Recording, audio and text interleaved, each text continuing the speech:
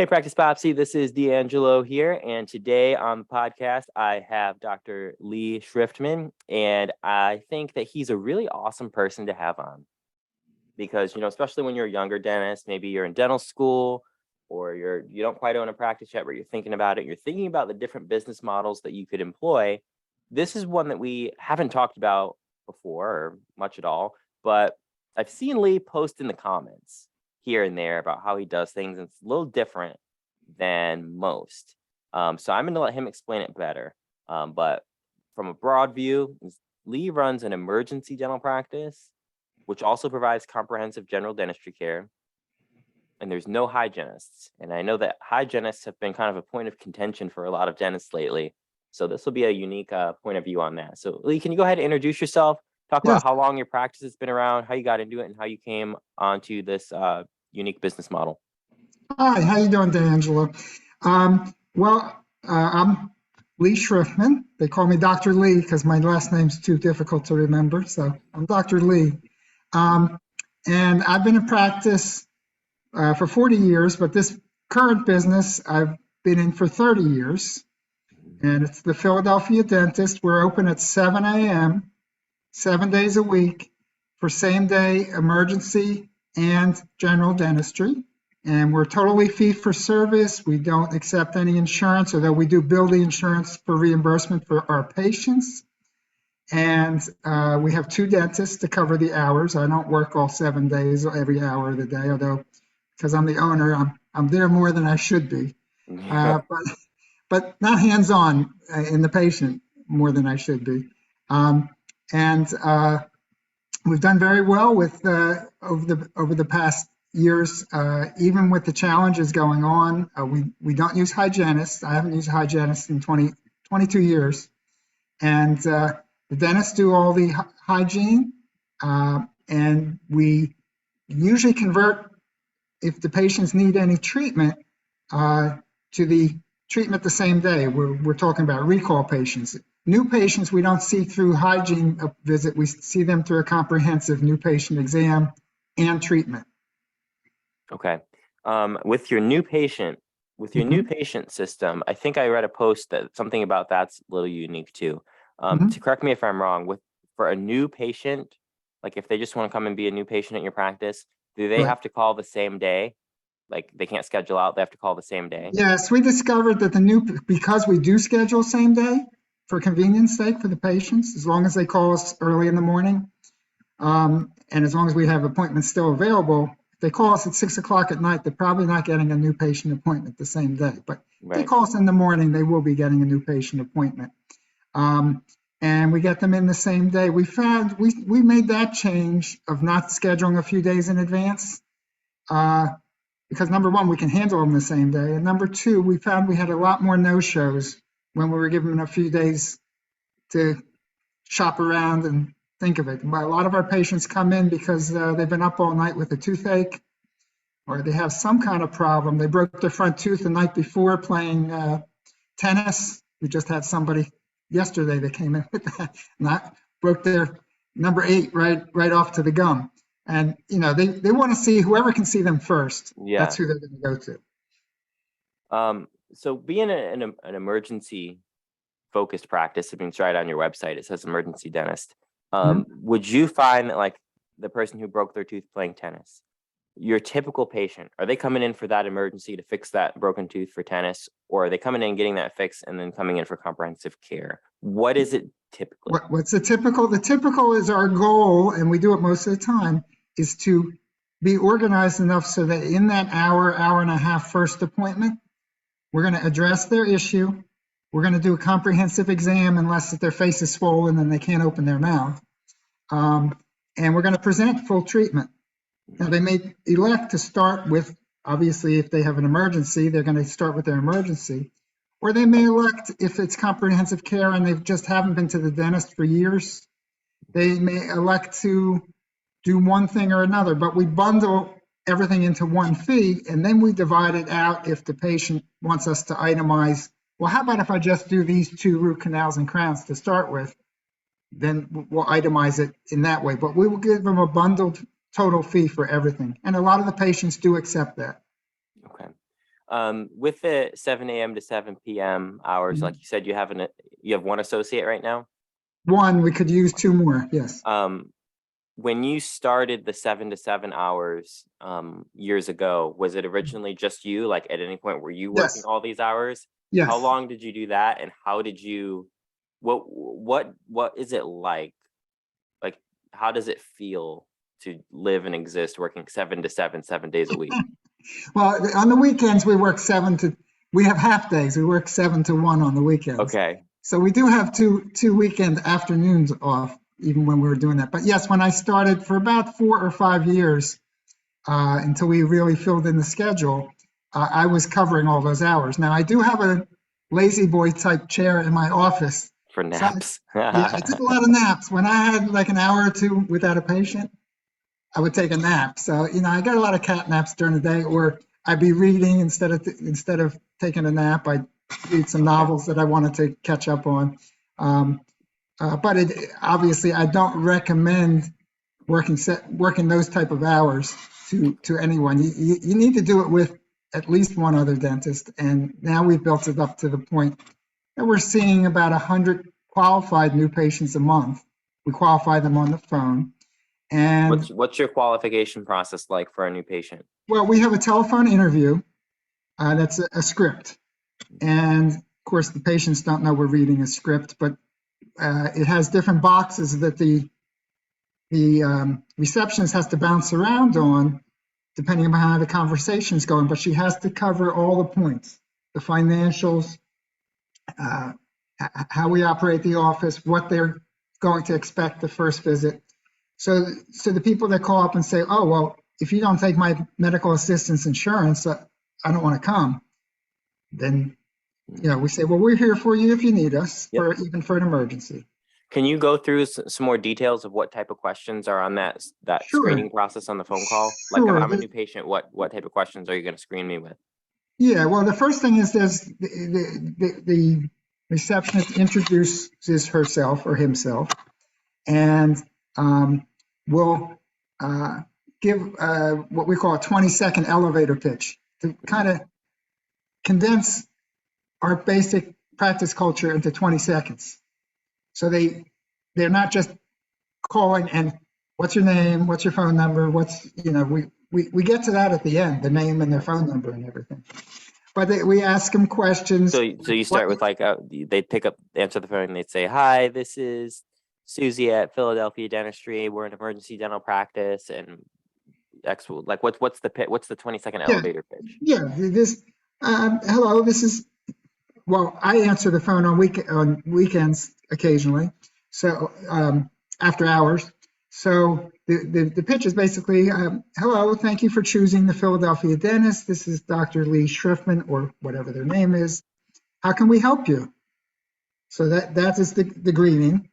And then usually we base the next part on we have a whole bunch of checkoff stuff, what the concern is. So we base the next part on asking them what their concern is, how long it's been going on, how's it bothering you, a lot of sympathetic, empathetic conversation. Oh, toothaches are horrible. I'm glad you called us. We can take care of you today. All that type of stuff. And then we go from the toothache question. So we've made it clear to them that the toothache I need a full exam, or I'm getting my hip done and I need to come in for an exam to check all that out. And we'll ask them what exactly needs to be done, and we check off boxes so we don't have to do as much writing. And on that one-page interview, then we go over the financial. We explain to them, for example, that the initial exam is 90, and we say only 90. We're supposed to say only 90, and then treatment starts as low as $395 and goes up from there. And we usually start treatment the same day. We accept cash, all the major credit cards with ID, and we also use several companies for payment plans. Now that usually prompts the insurance question. If they have insurance, that's when they'll jump in and say, well, what about my insurance? And then we have a script for the insurance, depending upon what the insurance is. If it's something like a PPO, where they can go out of network, We explain how that works with the reimbursement. If it's medical assistance or some kind of HMO, we explain we'll be happy to see them, but they won't be able to use their insurance. So with the if it's PPO reimbursement, do you collect your full fee up front and then Yes. they get the reimbursement? Like, Yes. does the insurance send the check directly to the patient or to you, and then Yes. you refund it to them? No, we only file the insurance for the patient, but we don't accept any checks from insurance companies. Okay. You'd be surprised how often the insurance company makes a mistake and sends us a check, and we actually void it. And we call the patient, let them know, we void it, we send it back to the insurance So company. you're and tell just them, totally yeah. hands off, other than you'll submit a claim to the insurance. Yeah, we submit the claim and we'll fight for the claim too for them. We tell the patients, if you haven't heard anything in 30 days, call us and we'll go to bat for you. And we always tell the insurance companies on the phone, we already were paid. It's your client that's waiting for payment. So, a lot of times that helps a lot, where they don't think the rich dentist is hurting for money. They think, oh my gosh, I don't want my client complaining to their employer that they're not getting their coverage that the employer paid for. Right. Nice. So at what point, how did you decide to get rid of your hygienists? Hygienists, basically I had two hygienists. When I was first in my practice for the first 7 years, we took all the insurances. So I had two hygienists full-time, and they staggered the hours also. And they worked with hygiene assistants. So they had a half hour for the hygienist had a half hour for their portion of the appointment. They didn't take, the assistants took the x-rays, did the oral hygiene instructions, did the charting.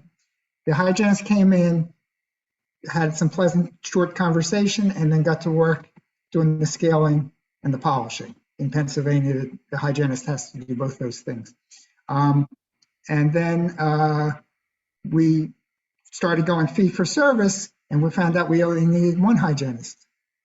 And then we went totally fee for service, and we found out we didn't need even one hygienist, because we changed the model to using the doctor with the hygiene assistant. The doctor with the assistant. And you guys have, in your state, you can have expanded function dental assistants, right? Yes. They can do a little more. Yes, and we do one. Yes, we do have. I've noticed that as a trend, like the doctors who seem to be able to do better without hygiene are in states that can have the expanded function dental assistants, where they can do a little more.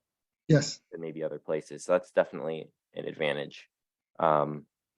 Nice. But so you probably noticed, like, when you went fee for service, was the change more so because you realized you ended up just doing more dental treatment versus hygiene treatment when you made the switch to your current model? Or did it just have to do with, when you did the math, you're getting a higher reimbursement because you're not working with insurance, so the dentist can just make the time their own? Yes, the second. When we did the math, we came to a crossroads, and we could go two different directions, because we're doing very well with taking all insurances.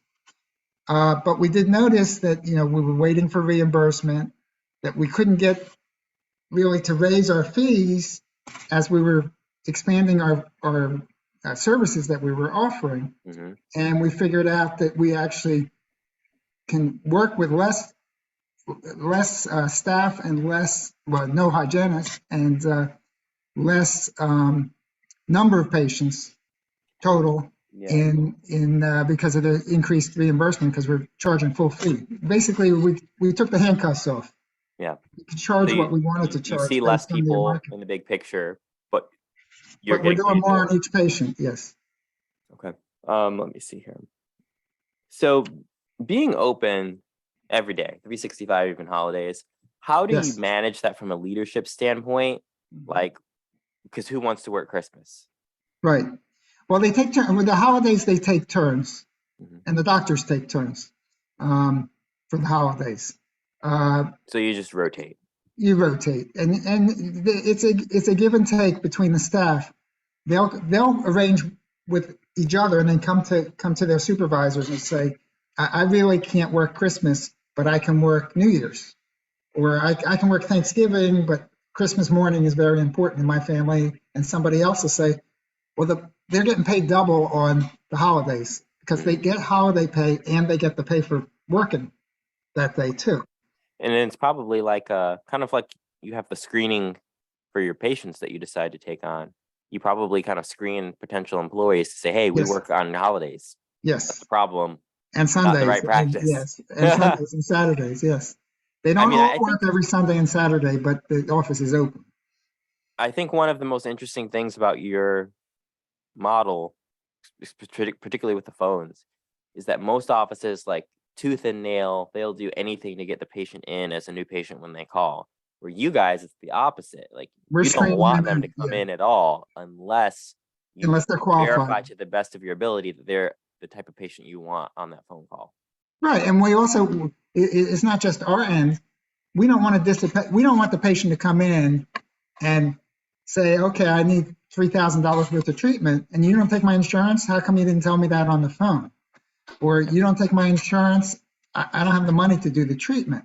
So we wasted their time. We wasted our time, and they leave, annoyed because they didn't get the treatment done they wanted to get done. But we have so many different payment plans available and payment options. I mean, text to pay. They can get somebody else in their family from a remote location to go through a text to pay app. Someone else can apply for a payment plan and do the transaction online. So, the only option we don't have is we can't do it and not have them pay. Right. Now, sometimes for emergencies, we'll, if it seems like it's a reliable patient, we'll let them pay, a significant deposit and then pay the rest of it at the next visit, at the second visit. If they have a PPO that has out-of-network benefits, how much legwork do you do to find out what those benefits are? Because I know most patients calling in have no idea what their benefits are. Yeah, we check on every patient. So we have it on file. We don't usually, not usually, we don't estimate for the patient what their insurance is going to pay, but we do let them know, oh, well, your insurance doesn't pay any crowns or any major treatment for 1 year. So we'll tell them something like that. Of course. The big picture. The big stuff, but not like the individual. Okay, well, my treatment plan is this. How much is my insurance going to give me back? We'll answer that question. Well, the maximum they'll give you back is what their yearly maximum is. Yeah. Yeah. Okay. Nice. And I take it, Lee, as an emergency clinic, you probably do like all your endo, all your own extractions. Is there anything you're referring out? Ortho, we refer out. Implant placement we refer out, although we have done implant placement in our office, we refer it out. We've just found it was more efficient that way. For your workflow, it just works better. Yeah. Unless we were doing 100 implant placements a month, and then it would work great for our workflow. But if we're doing 2 or 3 a month, it's kind of silly to spend a few hours doing something that specialists can get done in a half hour. Yeah. For your hygiene, yes, you know that like the doctor does it with the assistant doing the expanded duties they can do. With your business model, do you actually book out 6-month hygiene, or do you just say, hey, you're doing 6 months, give us a call? No, we book it out. You book it out. Okay. But So you will book out you will book out 6-month recall hygiene, but you don't book out that first new patient that same day. That's correct. Okay. That's the exception. Yeah, all our patients get scheduled appointments after that first visit. Okay. Unless they show up 3 hours late for the first visit. Right. Then, I know some business models. They can come back. Yeah. Right. Some business models kind of similar to yours, where like the doctor does the hygiene and with the assistant. I'll ask it because I have known them to not schedule out the 6 months, like almost like they don't want them to come back, and sometimes they really don't want. We want them to come back, but honestly, the patients that are coming only for the recalls, which are a lot of the insurance patients, in not fee-for-service in PPO offices, we find we don't see as many of those that are just insurance driven, like, well, I get a free checkup, so I'll come for my checkup twice a year. Right. But really don't need any dentistry done. So, right. We don't twist their arms to come in. Some of them will schedule, 6 months out. Some of them, and the rest of them, we send postcards to when they're due. So we do want them to come in. We just don't have a hygiene-based practice. I was reading your bio, and it said that you were in the Air Force. Is that right? Yes. How do you feel, if at all, that the Air Force has kind of helped you with like the discipline or the mentality to maintain this business model? Because I kind of feel like this business model of like 7 days a week takes a lot more discipline than the typical I'm a dentist, I don't work Fridays. You know what I mean? Do you feel like you played a role at all with your structure? Yes, and besides that, when I went in the military, I went into a 1-year residency where they taught us, and there were a lot of patients for it, how to take out impacted third molars. And you think of the age of the patient of the enlistee in the military is 18 to 25. Yeah. So, and everybody, that's whether they wanted to or not, teeth. pretty much was getting their wisdom teeth out. So we got lots of practice on wisdom teeth, a lot of root canals. And then I spent the rest of the time at another base where they did not have people that were trained with that extra training. And for a period of time, I ran the oral surgery clinic. So I tell my patients nowadays, I did millions of extractions over my career. If I added them up, maybe I'd be close to 1 million. Maybe you've done almost 1 million. So that I owe, and I tell my friends and then my family all the time, I got a lot from my Air Force training and experience. I got a lot more from them than they got some years of my life from me. Yeah. And I'm doing all kinds of procedures that no way I would have, without a lot of CE, no way I would have had the confidence to take that on. Because I can see the difference with my own associates. I have a very good associate that does root canals and does surgery, but when he gets to a difficult impaction, he's very happy that I'm that you've got that experience. Yeah, that I've got the experience, and I can slip out a third molar pretty much within a few minutes each third molar. But it's also a mentoring situation for the younger dentist, because I'm teaching them as I'm doing it. I have them assist me so I can show them what I'm doing. Nice. Well, speaking of mentoring, Lee, I think that this call, like I said, I want to keep it about 20 minutes, which that came quick. We're right up on 20 minutes. I think that this was a great little snippet of mentorship for a lot of the dentists in the group who are going to watch this. I definitely think you did a very good job of explaining your business model. I feel like maybe not every dentist has it like so defined where you could say, this is our system, we do it X, Y, Z, and this is why. And you were able to do that. And I think that was really helpful. And I just want to thank you for your time on coming on the podcast today. Thank you. Okay, thank you, Lee. everyone. Enjoy your evening. You too. Bye. Good night.